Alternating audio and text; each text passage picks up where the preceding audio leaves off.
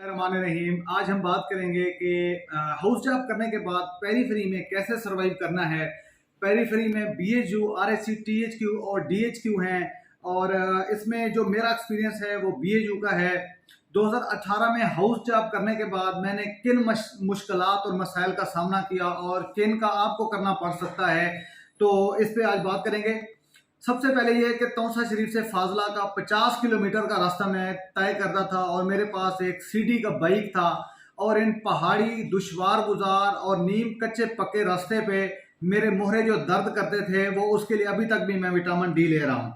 और दूसरी बात है, जब हम पहुंचते थे द्रुग लहर के ऊपर, तो ये आप सैलाब की सूरत हाल से आजकल आप वाकिफ हैं, तो इसमें अगर पानी होता था तो हम द्रुग लहर के इस किनारे घंटों जो इंतजार करते थे। और मैं पिक्चर भी लगाऊंगा कि कैसे हम जो है वो मोटरसाइकिल कोई पार करवाता था ट्रैक्टर ट्राली पे और खुद पैदल किस तरह हम गुजरते थे। और इसी रास्ते पे एक कीचड़ का बहुत बड़ा पहाड़ था जिसको शीरू कहते हैं। जब बारिश आती थी तो कैसे मेरे मोटरसाइकिल सलंसर तक डूब जाता था और कैसे मेरे जूते उसमें कीचड़ में गुम हो जाते थे, इसकी भी तस्वीरें आपके सामने हैं।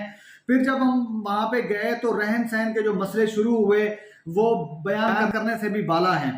पहली बात, अस्पताल में चार दीवारी का कोई नामो निशान नहीं था और हर ऐरा गहरा और इवन जंगली जानवर, लोगों ने जिसको हम गुर्क कहते हैं, भेड़िया भी मेरे अस्पताल के बाहर जो पानी का तालाब था उसके सामने देखा है। और उसके बाद आगे हमारे कमरे का मसला था। जब मैं वहां पे गया तो बीएचयू में हमारे दो कमरे पहले से शार्ट थे, सिर्फ 5 कमरे थे।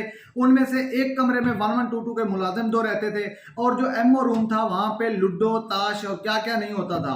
और मुझे स्टाफ को वहां एमओ रूम से निकालने में डेढ़ साल लगा। और वहां पे जो है वो केबल की तार, और रात को सोना भी एमओ रूम में, चारपाइयां भी लगी हुई थी। और हमने जो है ना जाने चार दीवारी ना होने की वजह से कितने सांप मारे अस्पताल में, ये भी एक अलग कहानी है। तो फिर उसके बाद खाने पीने का मसला था। हमारे पास जो पीने का पानी था वो हम वहां से, हमारा जुम्मा खां मुलाजिम जो है वो वहाँ चौकी से ले आता था जो बॉर्डर मिलिट्री पुलिस की थी, और उसके हम अलग से चार्जेस भरते थे।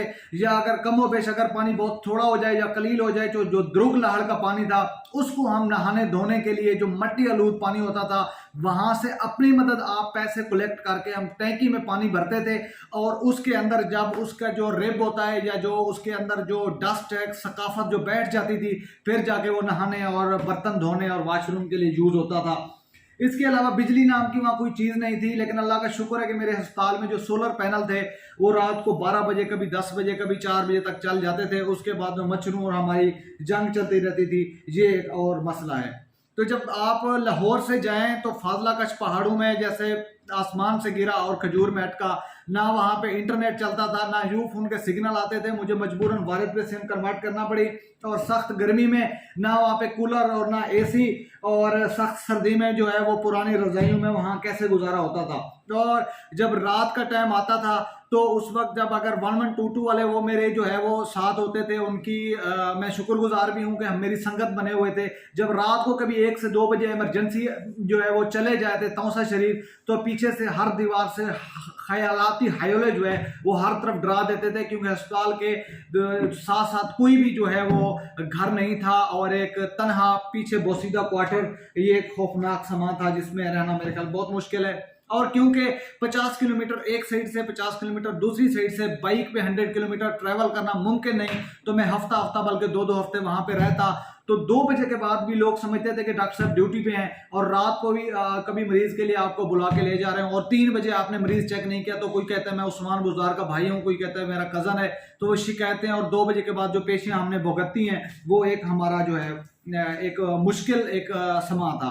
और फिर रही सी स्टाफ का मसला, स्टाफ की आपस में क्लेश और उनके मकामी होने का फायदा। जब भी आप कभी 10 मिनट लेट हूं, सख्त सर्दी में, धुंध में, बारिश में, शीरों में फंसे हुए हूं, तो रजिस्टर की जनाब फोटो खींच के कभी सीओ को भेज दी, कभी 8800 पे फोन कर दिया, कभी हेल्पलाइन पे। तो वो जितनी पेशियां हमने भुगती हैं वो एक इंतहाई कठिन और मुश्किल आला के फंड से उनके क्या बना, और लोग कैसे ब्लैकमेल करते रहे कि डॉक्टर साहब जेब में डाल रहा है, ये वैसे कर रहा है, ये इस्माइल को दे रहा है, ये किसको दे रहा है। वो भाई मैंने अपना काम करना था, मैंने अपना फोकस करना था, मैंने अल्लाह ताला को जवाब देना था।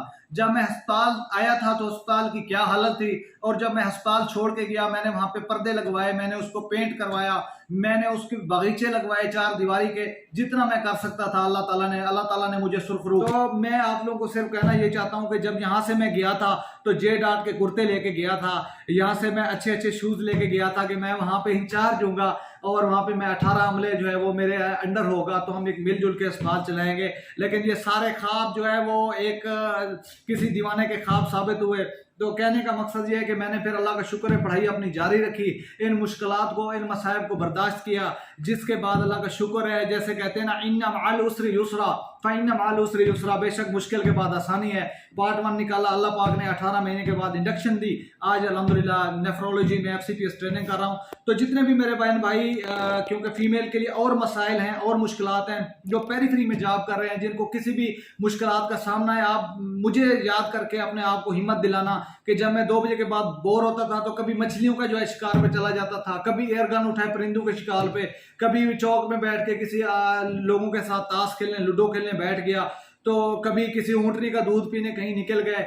तो बस ये कि किसी ना किसी तरह यकीन करें कि एक एक मिनट जो है ना वो सदियों पे मोहित था, एक एक सेकंड को गुजारना मैं समझता हूँ मुश्किल है। स्टाफ की चपकलेश, जितना भी मैं नाम नहीं लूंगा, तो ये सारी मुश्किलात का आपको सामना होगा और आपको पता होना चाहिए कि इंशाअल्लाह ताला इसके बाद आसानी ज़रूर आएगी। आप अपने काम पे फोकस रखें। जो 30 साल से या 40 साल से जिसको कोई सीधा नहीं कर सका, जो हाजिरी नहीं देते, जो शिकायतें लगाते हैं, आपको 1-1.5 साल में उनके अंदर के मामलात में ना कूदें, आप उनके साथ पंगे ना लें, आप अपने काम पे अपने पेशेंट देखें। अल्लाह अल्लाह करें, आपको रहना तो नहीं पड़ता फिर भी अस्पताल में, जो 24 घंटे वहां पे रहता है और बातें सुनता है, उसने क्या क्या बर्दाश्त किया होगा। तो अल्लाह ताला ने मुझे हौसला दिया, इंशाअल्लाह ताला आपको भी अल्लाह ताला हौसला देगा। जो मेरे बहन भाई, जो मेरे आने वाले स्टूडेंट्स डॉक्टर बन के जो है पेरीफ्री में जाने वाले हैं, तो आप यार अपना पार्ट 1 निकालो, MD MS निकालो, अपने फ्यूचर पे तवज्जो दो और उनको उनके हाल पे छोड़ दो और अपने मरीज अच्छी तरह चेक करो। अस्सलाम वालेकुम।